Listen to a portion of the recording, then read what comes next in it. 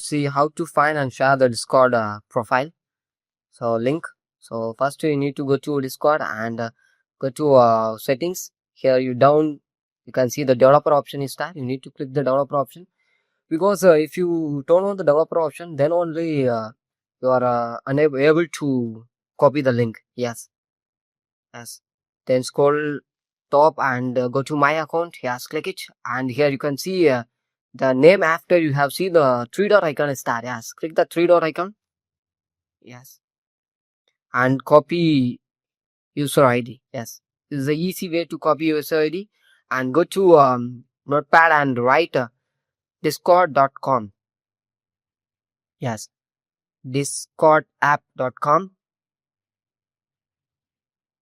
slash user slash then your user ID. Paste the user ID here. Yes. So this copy this. Yes, copy this and go to your browser and you need to paste the ID. Yes.